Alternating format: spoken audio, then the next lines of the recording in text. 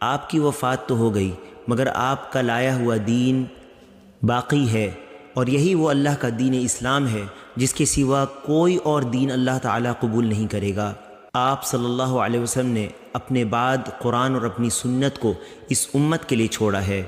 وہ لوگ گمراہ نہیں ہوں گے جو کتاب و سنت کو مضبوطی سے پکڑیں گے، جس طرح آپ صلی اللہ علیہ وسلم کے صحابہ نے انہیں مضبوطی سے تھاما اور عمل کیا۔ ہم گواہی دیتے ہیں کہ آپ صلی اللہ علیہ وسلم نے اللہ کا پیغام پہنچا دیا